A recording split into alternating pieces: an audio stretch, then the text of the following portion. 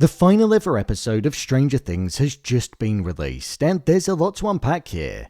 With so many revelations, such as the Mind Flayer returning, us getting one character death that felt a little bit underwhelming, but also potentially a second, depending on how you interpret it, and also a 45-minute epilogue that could have definitely been shortened. What did that ending that Mike told us truly mean? Well, let's dive into it and break down all of the biggest questions surrounding the finale. Here is the Stranger Things Season 5 finale ending explained. Just to let you know, this video will contain spoilers. Did Eleven actually die? One of the main questions following the ending of the show was, did Eleven actually die? And to be honest, we were led to believe that she did, but the Duffer Brothers then did the biggest cop-out that they could have possibly done and left it down to us to decide. With the group being successful in killing both Vecna and the Mind Flayer because they were connected together due to the hive mind, and it being revealed that the Mind Flayer actually needed Henry and didn't treat him as a vessel. This led the group to escape from the abyss and for them to set off the bomb by the exotic matter so that the Upside Down could be destroyed. As the group made it back to the right side up, Eleven was still in the Upside Down, standing by the gateway, and we saw that she wasn't prepared to walk through into the right side up because, like Carly said, she knew that there would always be others like Dr. Brenner and Dr. K that would hurt her friends in order to get to her so that they could make more numbers. So instead, she stayed behind whilst the Upside Down was destroyed, leading us to believe that she was a goner for good. However, what we saw right at the end of the final episode, 18 months later, was that Mike told an alternative story after playing Dungeons & Dragons, where the mage, which was 11, actually tricked everybody with the use of Carly's powers and made it seem like she was taken out with the Upside Down. But in reality, it was just Carly utilizing her powers, and instead, 11 went off to find peace in a paradise somewhere far away. This was something that was technically told to us by Mike the storyteller, and it also connected back to what Hopper said about how there were two different roads of life that Mike could follow. The one where he blamed himself for Eleven's death, or the one where he accepted her choice and moved on. I think this is just simply the storyteller trying to provide alternative ways that people could be at peace with the decision that Eleven made. In my mind, Carly was long dead before 11 even got anywhere near the gateway of the Upside Down to leave, and also before she even entered the abyss. So I'm firmly on the side of 11 being killed within the show and her not living in this paradise somewhere else. 11's paradise was with the people that she cared about most. That was the whole point of the show. The fact that she was treated terribly throughout her life until she met the likes of Hopper, Mike, and the group of friends that made her feel accepted. So I think 11 did actually die. The timeline of events simply wouldn't make sense for her to survive. Vecna's death and his connection to the Mind Flayer. When it came to Vecna's death, we finally saw why it was that he wasn't able to step foot in the cave, and it was because the Mind Flayer was restricting him from going in there. However, as we saw, he forced himself into that specific memory that he had where he was exposed to the Mind Flayer for the first time. Ultimately, I feel like my biggest fear happened, and Henry opening the case and having the darkness within him was basically an advertisement for the stage play The First Shadow, as we didn't learn that much about it. Henry had that menacing, evil look in his eye that I was craving from Season 4, and whilst Will was connected to Henry through the hive mind and restricting him from fighting with 11, he tried to convince him that Henry was once like him, a vessel. But Henry responded and said how the Mind Flayer needed him. I don't think that's the case. I think that just showed the weakness in Henry's mind and that the Mind Flayer made him believe that, as after all, the scientist in the cave told Henry to resist it because it would consume him and also consume everything. It was here where the lair that Vecna was in was revealed to be the shell of the Mind Flayer that was lying dormant, and it awoke, which led to the group to fighting it off whilst in the abyss.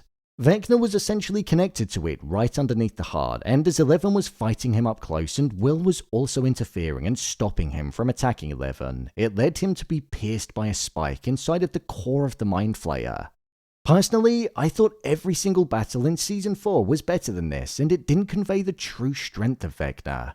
I feel he was killed way too easily and way too quickly. I also thought that considering the Mind Flayer was brought back for the first time in several seasons, it was also taken out way too easily too.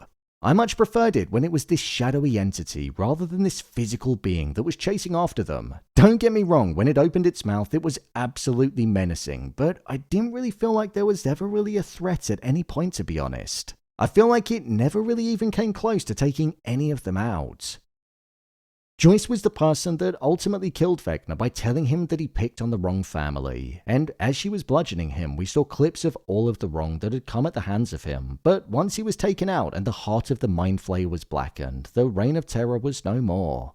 Personally, I don't know if Joyce needed this moment. She was barely in the finale and she got arguably one of the biggest moments in the entire show, so I don't know if it was quite deserved. What happened to the characters in the end? During the epilogue at the end of the episode, we found out that Hopper and Joyce got engaged to one another, and that they were going to be moving far away so he could accept a new position in the place. Will moved away and found a place where he felt he could truly be himself and be accepted. Mike became a writer. Dustin continued to study and have his interest in continuing to learn, but made time for adventures. Lucas and Max ended up with one another and settled down. Steve became a baseball coach. Jonathan was continuing to make films. Robyn was working at the radio. And Nancy dropped out of Emerson and took a job at the Herald. However, they all agreed that they'd meet up once a month because their friendship was something that was irreplaceable. Whilst the main group's future was only in theory, I feel like the show was insinuating that that was the pathway that they were all going to go down. We also saw that Holly, Derek, and the other members of her class were now in the basement playing Dungeons & Dragons, showing that they were now the generation that were going to have an appetite for adventure. This is because Mike and the group had laid down their Dungeons & Dragons binders for the final time. My review of the final episode. I think this is a finale where I did kind of like elements of it, but I also didn't like elements as well. I thought it was super choppy, the CGI looked pretty poor at points, and it made Vecna and the Mind Flayer feel half as threatening as what they'd been for the entirety of the show. The Mind Flayer was this entity that basically started it all, gave Henry Creel the darkness that caused him to become the evil human that he was, and it just felt like they were wiped out so easily.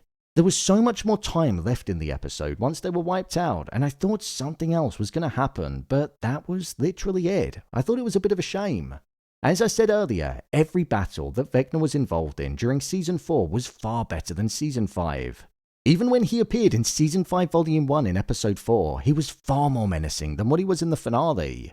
It just felt like there wasn't as much emotion involved, and it just felt like 11 had the upper hand from the off, when in reality they were in the Mind Flayer's playground. Vecna and the Mind Flayer were connected, so surely he should be more powerful than ever. When it came to the characters' deaths, 11 was a big one until they basically left it up to interpretation on if she actually died or not, so I thought that was a bit of a weak move from the showrunners. Carly's death didn't really impact me in the slightest, and if anything, it just kind of supported the fact that the brothers brought her back because they didn't want her to be this open-ended footnote about the show from Season 2. 11's death could have basically happened without her nudging that thought into her mind. The showrunners also teased Steve's death when he almost fell off the tower, but instead Jonathan randomly held onto him and stopped him from falling, so that also felt like a bit of a weak move. Honestly, I just genuinely feel like there was too much of a story left to wrap up with only 2 hours left on the clock, and it ultimately just made that final episode feel a bit choppy. I also feel like in Volume 1 and Volume 2 we spent so much time with Holly Wheeler, and we also got the massive revelation of Will having powers, and they both just didn't actually really matter that much. Holly was barely in the finale, and Will didn't even confront Vecna face to face right at the end. I get that they communicated telepathically, and it almost showed that Will was mentally stronger than Vecna, but it just didn't really have that impactful feeling. I just kind of feel like there was nothing at stake in the finale, despite the fact that the entirety of the world was on the line and the Mind Flayer was revealed to still be in existence. It's a shame. The jeopardy just wasn't quite there, and it didn't really translate through the screen. I also feel like the final 45 minutes of the episode dragged massively. This was where it was all set 18 months later, and it just contained massive cliches from movies from the 1980s. I feel like this was also where the poor acting quality in some of the cast members was exposed. I didn't actually think Finn Wolfhard did that great of a job in the finale, especially in the scene with 11. I think it just highlighted how the show was actually far stronger when they were just that little bit younger. The flashback scenes brought that to light too.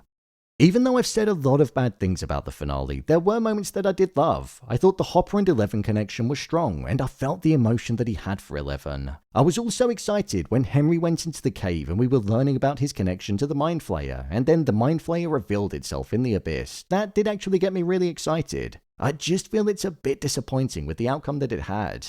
Overall, I think the show ended okay. I think season 4 is comfortably the best season of the show, and I do genuinely believe that if they didn't leave it 3.5 years, we could have got a finale that was more in line with what we had then. It was just so dark, and it had the horror that made the show what it was originally known for right at its core. Henry Creel and Vecna felt terrifying back then, but in this season, I wasn't really frightened at all. There were just no stakes in this season, and not at any point did I feel like the main group weren't going to win, so there was no jeopardy. When it ultimately comes down to how Stranger Things will be remembered, I think it will be remembered well. It didn't tank the finale, I just don't think it had the time to be able to execute the ending that the story deserved and what we also deserved.